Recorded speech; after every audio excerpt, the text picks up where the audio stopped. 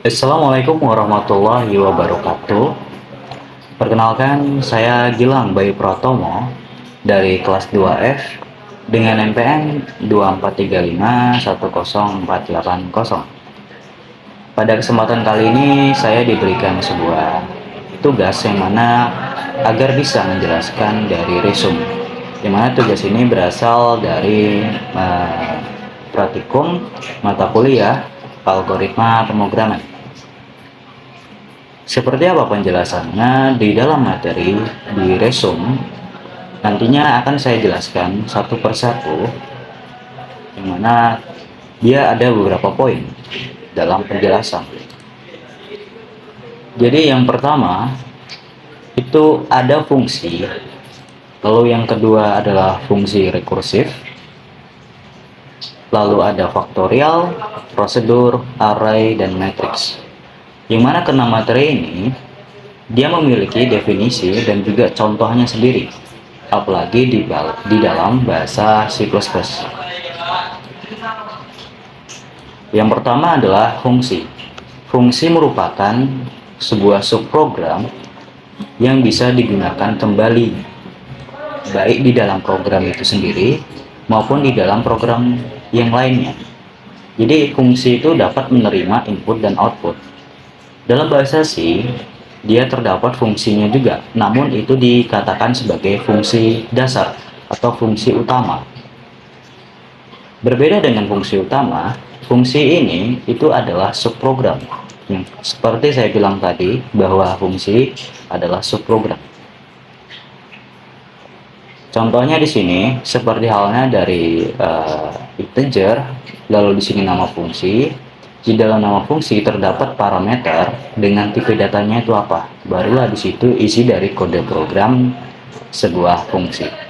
Yang mana dalam studi kasus ini terdapat fungsi dengan nama fungsi yaitu hitung luas persegi panjang. Yang mana di dalam fungsi ini dia terdapat parameter. Parameternya adalah panjang dengan lebar, yang mana masing-masing menggunakan tipe data integer. Di bawah fungsi itu terdapat kode program, yang mana di dalam bawah kode program itu terdapat sebuah rumus dalam menghitung luas persegi panjang, yang mana rumusnya adalah panjang dan lebar. Lalu dapat mengembalikan dari luas, return luas. Setelah kita ngomongin fungsi, pasti kita akan mengetahui tentang prosedur. Prosedur ini tidak jauh berbeda dengan fungsi, tapi di dalam prosedur itu hanya terdiri dari satu atau lebih pernyataan, yang mana digunakan untuk menjalankan tugas tertentu dari sebuah program. Prosedur itu tidak mengembalikan nilai apapun setelah selesai dieksekusi, sehingga di dalam contoh dia akan seperti ini.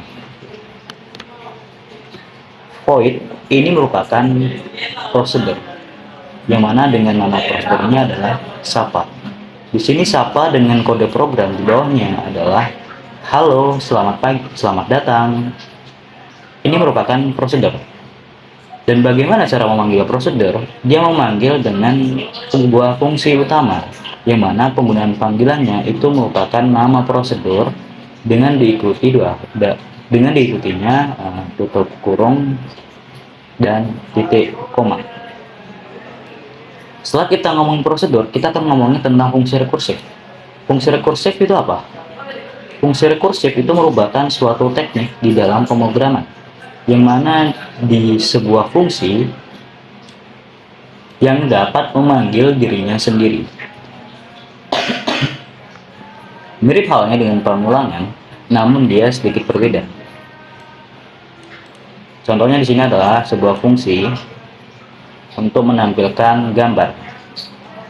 Fungsi show image, yang mana dia akan menampilkan gambar dari dalam fungsi rekursif yang sudah dibuat. Di sini terlihat bahwa dia dapat memanggil dirinya sendiri, yaitu show.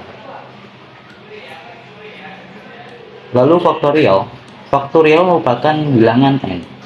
Di dalam matematika ia akan ditandakan dengan tanda seru, sehingga faktorial n akan dikatakan seperti ini, n tanda seru.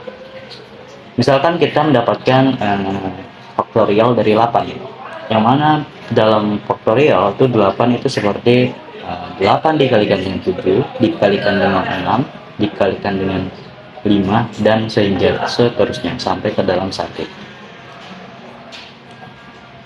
Fungsi faktorial itu digunakan untuk menghitung peluang, atau lebih tepatnya ketika dalam menghitung permutasi dan juga kombinasi.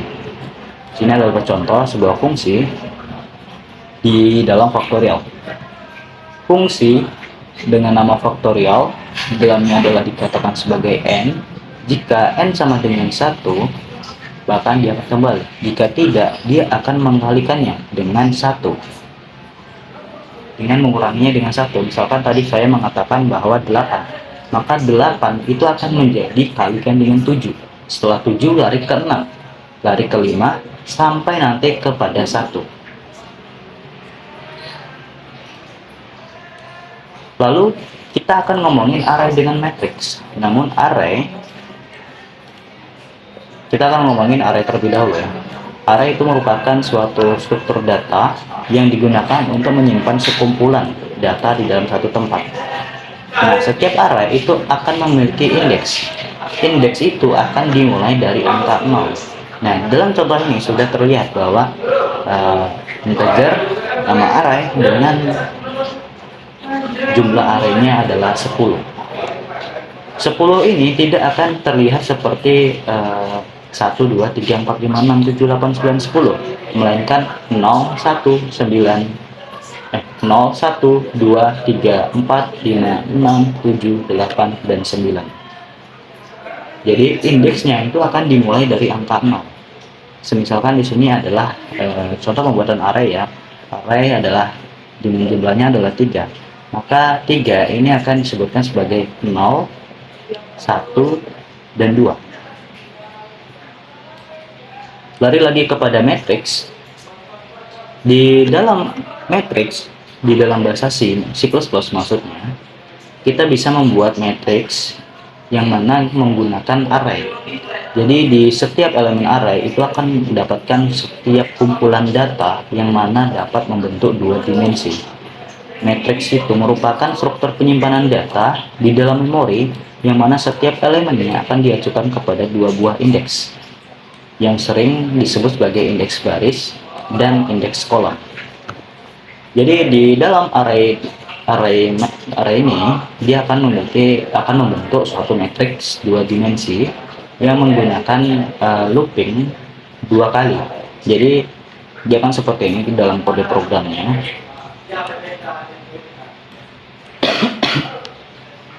Yang pertama adalah dia harus menentukan nilainya terlebih dahulu.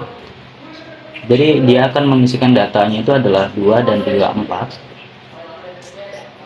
Dimana di sini terlihat bahwa 2 ini adalah jumlah dari arraynya, ini adalah 1 dengan 2. Lalu 4 adalah jenis dari setiap isi data, yaitu 0, 1, 2, 3, 0, 1, 2, 3.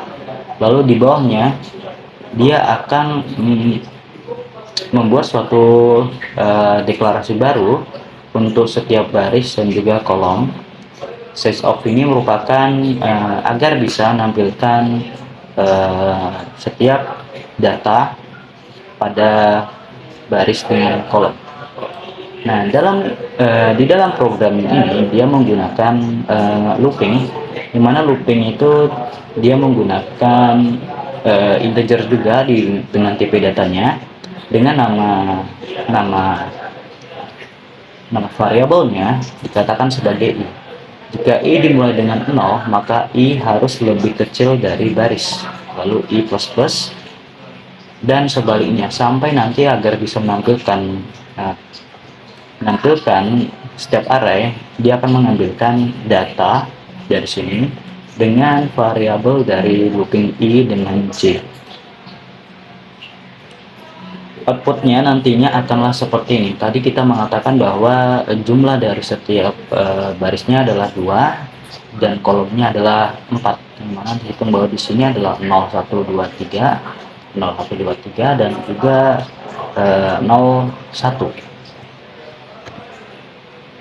Mungkin di dalam penjelasan saya terkesan banyak kesalahan. apalagi dalam menjelaskan. Saya mohon maaf sebesar-besarnya. Saya akhiri. Wassalamualaikum warahmatullahi wabarakatuh.